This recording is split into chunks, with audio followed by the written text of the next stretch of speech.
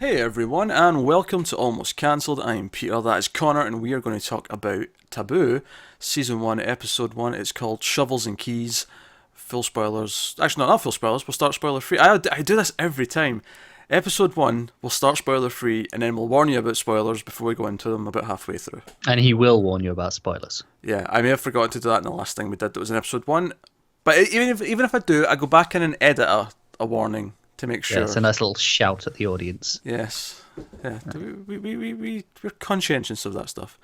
Yeah. But this is the new Tom Hardy show. It's a co-production between FX and BBC, and it's set in the 19th century, and it's Tom Hardy plays this character who comes home after being presumed dead for 10 years. He was in the Navy, he was over in Africa, and he comes back after the death of his father, and he inherits his land, and there's like a hubbub about that. But he's also on a sort of vengeance kick because there's things to be vengeful about.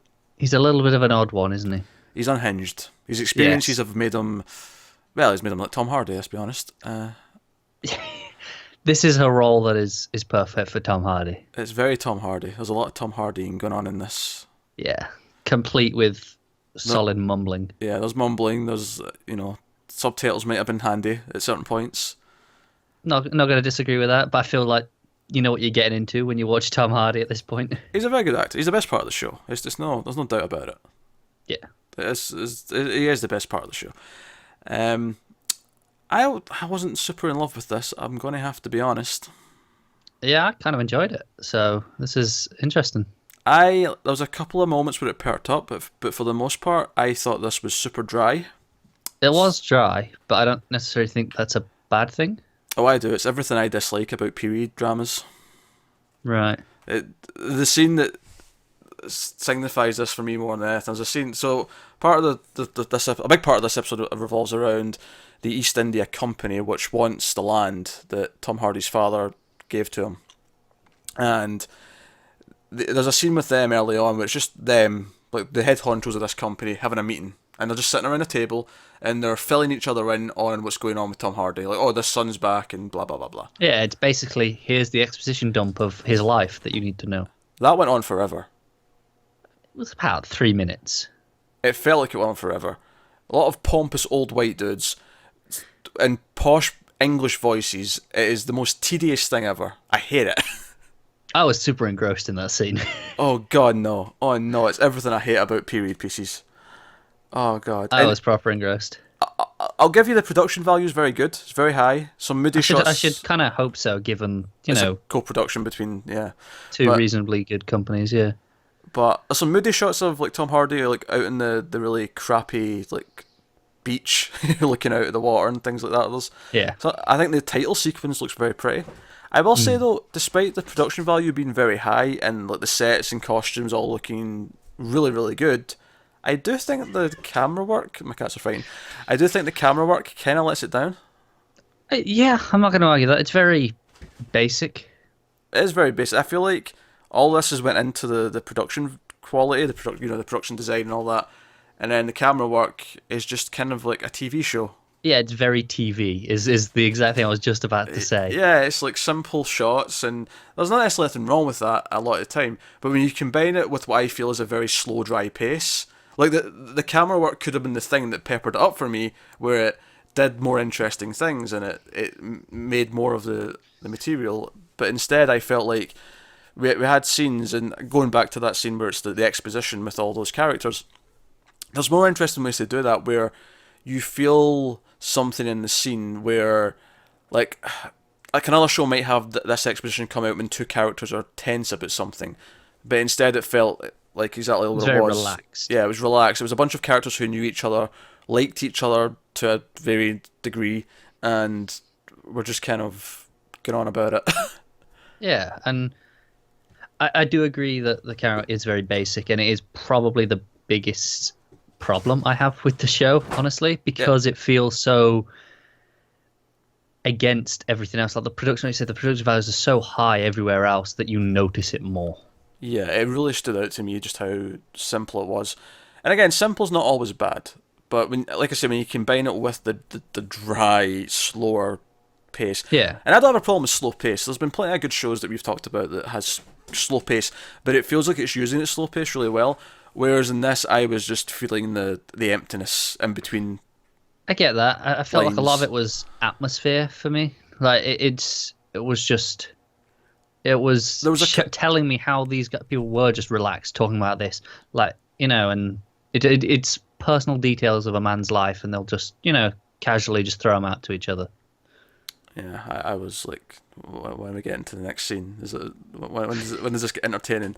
And there was a couple of points where it perked up.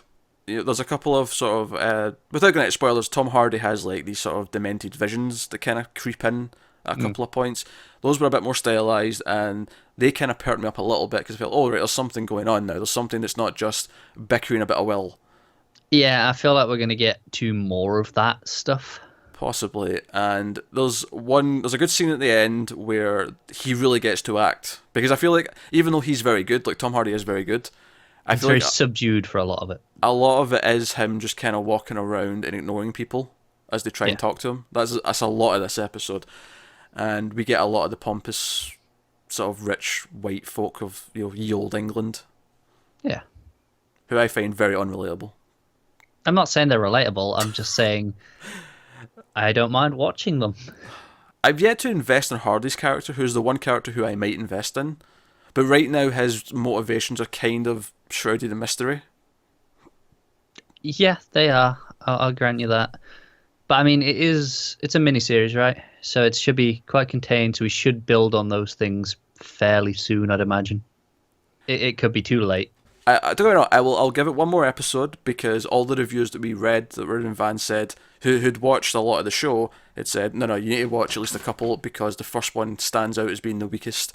I will take that advice. I will watch episode 2.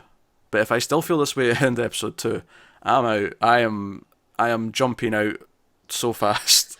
Like all the shots outside, like you say, those were nice. I thought the production looked great. The atmosphere of it all, and you really felt like it was kind of getting into some political power play movements, and I'm really into those sort of stories. So yeah, it was dry, but it was exactly what I expect from that. You can do that with better characters, though, or more interesting characters. You can do things to make them feel in. There's a moment where the leader of the East Africa Company, or East India Company, sorry. It's because he went to Africa in the episode. Yeah. But there's a moment early on where he kind of loses his temper. And it happens again towards the end as well, but there's a moment early on where like, a bit of character. But then he reverts back, and he's the same throughout. And he does sort of, again, spark up a little bit towards the end. But I think for me, there was just a lot of tedious in between. I feel like it especially could have used something towards the start that got me hooked, and it wasn't there. Right, okay. It was people moping around a funeral, which isn't a spoiler because it's his dad who's just died. That's kind of the premise of the show. Premise of the show, yeah. Just in case you think I'm spoiling a murder here. But it's like people walking around at a funeral, and it's all very somber, and I don't know. See, I completely disagree with that whole bit about the start there, because this is his return is during that scene and his arrival, and you have everyone reacting in slightly different ways, and I was completely hooked by all that. Like, why are they feeling that way, and why is this person feeling another? Like, I was completely like that. That had me for the rest of the episode then to learn the reasons as to the various feelings of these people. I think weirdly Tom Hardy is very one note for a lot of it, because he is just kind of this thing. But I really liked his sister. I thought she was quite interesting. Because obviously she was playing off the stuff with him, but then she was playing off the stuff with her husband, which, not saying he was interesting, but it made her more interesting. It's worth mentioning that before he comes back, she inherited everything, but because he's the elder son, he actually gets it from the will. Well, yeah, it was in the will anyway that it was to go in, because the father was the only person who still thought he was alive, and everyone thought he was insane. Yeah, but now that he's alive, it doesn't go to her.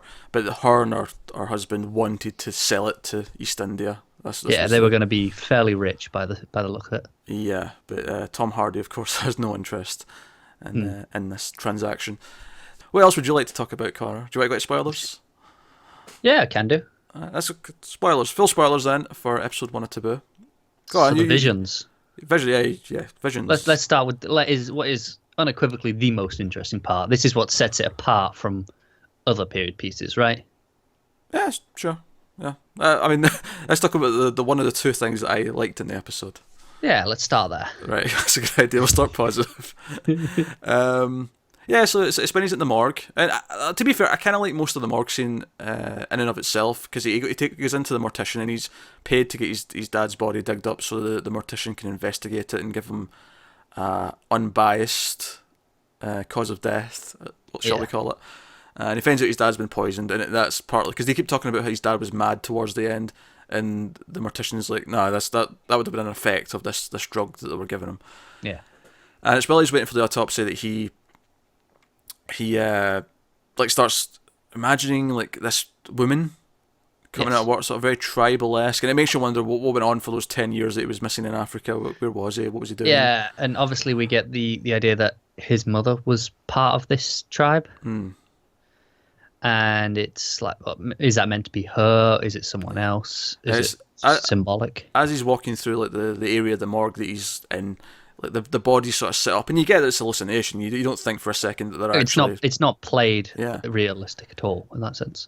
But he talks about how, I don't have any fear. There's nothing left for you to take. Yeah, it's almost like he's fighting off madness itself. With, I don't care about you like messing with my brain, so go away. Yeah, and that's one of the things I find most interesting about his character is like, is it madness? Because obviously the company people, they talk about how he's always kind of been unhinged for a while.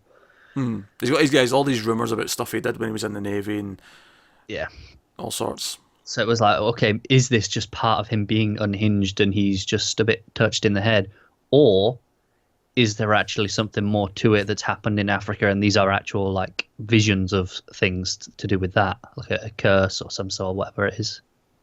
Yeah, I have no idea, but it was definitely like, it kind of woke me up a little bit, because right, stuff's happening that's not. And it looked very different as well, very distinct. Yeah. The other scene I really liked was, and this was I was like, okay, maybe there's hope for me getting into this yet, because it's when Hardy's like arranged a meeting with East India. And he goes into the meeting, and all the people we've seen from earlier on at the meeting were there. All the main ones that spoke. And they try to sort of like dance around the subject and make small talk, and he's not for it. He's immediately like, I don't like hypocrisy. And he makes them come out, and they try and spoon feed them this thing about, it's unpatriotic. This piece of land, when we're dividing up land with America, it'll be this. Yeah, it's like, it's this really important bit, because whoever gets that gets like the it's just like the gate to China essentially, and they're like, okay, we want that from a shipping perspective. Yeah. And Tom Hardy basically drops all this knowledge that they assume he doesn't have, where they're already in peace talks and this is already happening, and he's like, no, this land here, whoever owns this will essentially own the shipping rights for all of this area, and it's the gateway to China, like you said. And they're all shocked that he's aware of this, and he knows how valuable it really is. There is a few times in this episode where he has knowledge of things. We see it when he's talking to the butler character, and he knows things about his mother that like the butler says only him and his father knew. And it's like, this is another case of that. It's like, where's he got this information from? Is it these visions, or is it more, normal means of research? Like direct, was he hanging out with this tribe in Africa, and they spoke, they told him basically about these things if they just happened to know, I don't know. Yeah. But what I liked about the scene though, it's not even, I mean, that stuff was fine building up to it, but it was really when the main guy loses his temper again and demands that he take the money, the way he reacts to them and brushes them off and just walks out the room. It's so calm and coolly collected, whereas they're getting more and more infuriated. It's such a great parallel. Because this might sound really harsh, but it was genuinely the first time in the episode where I was engaged in what was going on. And I think a lot of it was Hardy playing off them. I think it was the strength of the acting coming from him in that scene. Oh, that's fair. He is an incredible actor, and he raises everyone around him. That is undeniable. Yeah. So that was kind of the peak for me, which at least was at the end. So I suppose even from my perspective, it got better as it went along. But there was a lot of just kind of waiting for me before I got to those and then I really scenes. liked the little bit after that with them, discussing, what we're going to do next. How can we deal with this problem? And I feel like I'm I'm pretty interested in what's coming up. I want to see what happens. I want to know, do we delve more into this mystery with whatever's gone on in Africa? How does he have all this knowledge? Why is it just as simple as he wants this piece of land for the shipping rights just for money, or is there more to it? I don't know. It's funny, we spoke about Emerald City, and our complaints about the pacing was that it was far too fast and it was brushing past things. This is all my complaint about this is the exact opposite. It's far too slow and it's drawing things out without making. I mean, I'm all for decompressed storytelling. I like taking the time to really feel a character's emotion in a scene, feel what they're going through. But Hardy's so shut off. His character is so. It's supposed to be an enigma to us. We don't really understand his motivations or what he's going through yet. Like, we don't have that link to him. And since we don't have that link to him, I feel like I'm just an observer watching what's going on, and I don't connect to the other characters. Okay, see, I definitely understand what you say about Hardy. I think I connect to a few of the other characters more. Like, I really like the butler and the sister. Yeah. And the only thing is, we keep doing this, and we should stop, but I'm going to compare it to Quarry, because, you know... It's kind of an unfair comparison to almost every show, though, isn't it? It is, but the guy, you know, he comes back after a time away. In that case, it was Vietnam. In this case, he was a soldier in Navy and another war and all the rest of it. But he comes back, and it's about him sort of reintegrating, and everyone's sort of dancing around him. They think he might be unhinged. There was some parallels that I was drawing, but I remember, by the end of the first episode of Quarry, partly because like the direction was really good in Quarry, like the camera was doing all sorts of great things and whatnot. But I remember being, over the course of that episode, they really built up my connection to that character. So even though, I mean, I can't relate to someone who's just come back from a war. I've never done that. I can't relate to whatever else, you know, being offered to be a hitman. Like, all these things aren't things that I've necessarily experienced, or hell, even, I've not even known people who have experienced half of that crap. So it's, but by the end of the episode, I'm so invested in what he's going through, and I feel the emotion of the beats that are hitting him. Whereas in this, Hardy's very stoic, barely reacts to a lot of things, and then by the end, well, it does perk up because the acting's really good and you feel the tension in the room. I'm not invested because I care about what happens to him. I would agree. I'm not either. This is not an emotional investment at all. It's more, I'm invested because I'm interested. I'm intrigued. I want to know more about what's going on, what's coming next. So it's completely different. But don't get me wrong, Quarry is better. I'm not going to argue that. Oh yeah, it's head and shoulders better. I think for me, everything I've said, it just adds up to this feeling of disconnect where I'm observing this thing in front of me, but I'm not actually engaged in thinking about it the same way that I do other shows. That's fair enough. I mean, maybe I said to be a bit more straightforward in terms of no dancing around all these bits, and we'll get some actual stuff. I'll even need straightforward. I'm a fan of David Lynch. I don't need straightforward. That's true. I just need to be engaged, and I don't feel engaged. Well, we'll have to just see how the next one goes and see if you feel any better after that. It's all you can do really at this point, isn't it? Pretty much. I feel like people will possibly be more on your side with this one. It feels almost. I feel like I'm in Game of Thrones territory here. Where I don't think you're quite that far into it. Maybe not, but like Game of Thrones is a show where a lot of people, obviously it's hugely popular, lots of people love it, but I find it painfully boring. For whatever reason, I just can't get into that. There is a connection to Game of Thrones in this, which you wouldn't have known. There's one of the actress who plays the sister had a major part in Game of Thrones for maybe like 2 seasons. Oh, before she died, then I assume. Yeah, obviously it's Game of Thrones. I think she was in like season 2 and 3, maybe around then. But yeah, I'm not feeling it. I hate to bog down the episode. These are obviously more fun when we're both into it and we're speculating and theorising, but it's bound to happen every so often, isn't it, where we're on opposite sides. Yeah, we'll see. We'll see how I feel after the next one. Because beyond that, I don't know if there's even any point in just trying to keep covering it if I'm just... No, I agree. We'll give it the one more. Yeah, if I'm just grumpy about it every week. Yeah. If it is a case of, okay, 2 is much better and works much better as the story, then, great. If not, at the end of the world, I'll keep watching on my own. Alright, that's episode 1 of Taboo. Let us know what you thought in the comments below. Like and subscribe and all that stuff. It helps us out a lot. And yeah. Who do you agree with more? Are you somewhere in the middle? Not that Connor's outright in love with it. It doesn't sound like you're. No, I don't think it's like amazing, the next best thing, which I think maybe it was kind of hyped up like it could have been. It feels like with Hardy on board, it felt like it could have been the next big thing that everyone's talking about. I think it had Ridley Scott's name attached as well. Yeah, Scott Free Productions, the ones, or at least one of the companies making it. So yeah, and I think maybe it could get to that point. Don't get me wrong, but this first episode is certainly not that. But it is, in my opinion, at least good, which is good enough sometimes. Well, thanks for watching, guys. We'll see you next time.